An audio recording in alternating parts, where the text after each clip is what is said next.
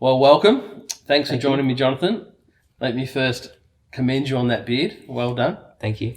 But could you help us out by telling us a little bit about your past, your upbringing? So I grew up in a Christian home, knowing about God and Jesus, and that I wanted them part of my life. But as I went to school, I'd see how other kids would live, and they'd listen to different music, see different movies, be allowed to do more. And then by the time I got to high school, I wanted to just do what I wanted to do. So it felt a bit restrictive. Yeah. So what were your teenage years like? By the time I got to about 15, I'd started to try drugs and alcohol, and find out what made me feel good. Yeah. Okay. So what did that look like? Where was your life heading? Down. I thought that the more things that I could do for me to make me feel better, that would work. But the more I did, the worse it made it. So tell me a bit about the drug use. So it lasted on and off from about 15 to 22. I would go in and out of relationships, and it would be find a relationship to make me feel good about myself. Oh, that didn't work. Well, let's turn back and start drinking and taking drugs again. Okay. Yeah. And so you knew about God and Jesus, but what things did you do to try and make life better and try and take control of where your life was heading? Well, once I got through that stage, what happened was I actually got pulled over the night after I'd been out and with friends on drugs, and somehow passed a drug test. And so that was the end of that. I thought, I can't do this anymore. Okay. And then I started looking into more of the occult kind of practices, and thinking that there was more than one way through to God. Okay. So you're pursuing other means to try and find answers and Yes. fulfillment. Okay. So you're in your early 20s. You've stopped using drugs because you nearly got caught. What happens now? So I'm driving along between jobs for work, listening to different podcasts about all these different occult practices, trying to learn more about it. I was pretty fascinated, and through amongst these podcasts, there was an American preacher, I can't remember who it was, popped up and was talking about how dangerous this stuff is. Yeah. And I've gone, whoa, I was petrified, I was scared. And I rang my mum and I was telling her what's going on, and we spoke about it, and I ended up getting in contact with an old friend who's known me since I was born. Was best friends with my brother, who's actually a pastor. Okay. So Simon said, I know a guy who's in your area. He's a pastor. I'll give you my number and you can catch up. So this guy calls me, and we can't get in contact with each other for various reasons, commitments. And meanwhile, all of this was happening. I've come clean about a few instances in the past. So during this stage of trying to fulfill myself, I sought after other physical comfort outside my relationship with Amy. So I had to come clean about that. Yep. And that process, I thought, was seeking forgiveness from God, but through several different devotionals, it was very clear that I needed to seek forgiveness from the person I'd hurt as well. Yeah. So I came clean about that, and which obviously put a bit of a divide in our relationship, more so than there already was. Yeah. So it was broken. It was smashed to pieces now. Okay. And so how did Amy respond? She drove past Berwick Church of Christ one day, drove in, spoke to Pastor Michael, and he invited us to come to church. Okay.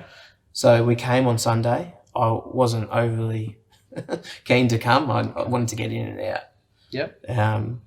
And funnily enough, the guy I was trying to get in contact with, that we were trying to meet up with, was Ken, Okay. who was preaching that day. Okay. So I'm sitting there and I'm like, I know that voice. That's got to be the same Ken that I spoke to on the phone. And after the service, went up and spoke to him, and we organised to catch up. Yep. And Ken came over, and we told him a bit of our stories, what had been going on. Yep. And from that 3 or 4 hours that he was there, the main thing that stuck out was, instead of focusing on your own relationship together, focus on your relationship separately with God. Yep. And see what happens. And that's what we did. Yeah. Wow. Yeah. That's incredible. Yeah. So the fact that you were trying to get in touch with Ken, and that Amy's just come in here randomly. Yeah.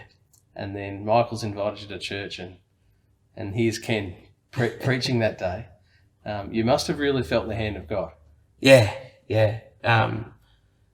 I keep saying that these churches got something to give to us, Yeah. and that's all it's done. Is it's there's a reason why we've been here. That's incredible. Yeah. So what's happened since then? So since then, our relationship has improved since we've been working on our own personal relationships with God.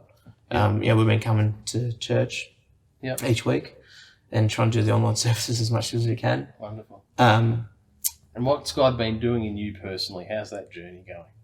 Yeah, so a lot of things that held me down have been not fixed, but like the chains have been broken. Yeah. You're carrying all these weights of things that you hang on to, and then it's just like they're slowly falling away. Yeah. The more you draw in and draw Yeah. near, the easier that becomes. Yeah. It's not done. Yep. But I'm on that. I'm instead of going off that way, I've started to come back onto this right road. That's amazing. Yeah. And I understand that there was a service here where we had some baptisms, Yes. and you felt God was speaking to you. Oh, definitely. I remember sitting there, middle left-hand side, and there was a baptism service, and Ken came up at the end of the service and said, there's people here who know that they need to get up and get baptised, because a few people did spontaneously do it, and I felt it the whole time. I was that I was meant to get up and do it. Yeah. And it was just, no, I don't want to do it. Yeah. And I remember Amy saying, "Oh, why are you crying?" I said, I'm not crying, you're crying. Yeah, that's it. And then from that point on, for the next few weeks, it was just playing on my mind. Yep. So at one of our life groups, we were talking about it, and they were doing a baptism service on the beach down at Chelsea Beach, and it was the day before. I made the decision. I said, I'm going to do it. Yeah. Yeah. So I rang up Peter and I said, Peter, I'm going to do it. Can you baptise me? And he said, yep, that's fine. So Excellent. yeah. And what a day that was. Yeah. So how did that feel? Oh, Going to the beach and getting baptised? it was great. I hadn't planned on speaking about my story and to anyone, but I did last minute, which a couple of people actually came up and we spoke about it. Yeah. And I'm glad that I did. Yeah. And Well done. going under the water, you can't explain it. Yeah. Can't explain it.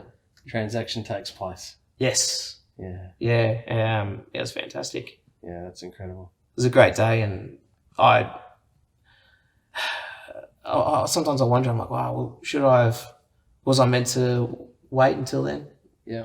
Or should I have been obedient and stood up on that day? Yeah. I don't know. Yeah. Well, I think that God's so good that whenever we respond in obedience to what he's asking us to do, he'll bless us for our obedience, even if it's delayed. Yeah. He wants to bless us, and yeah, I'm so glad you made that decision. Me too. How has life been since then? It's only been a couple of months. Yep. Yes, continually working to. It wasn't just like a quick fix. Yeah. It fixed everything, and but it keeps me accountable. Yeah. You know, I think back like, well, what's the point if you know I've made these steps to try to do the right thing?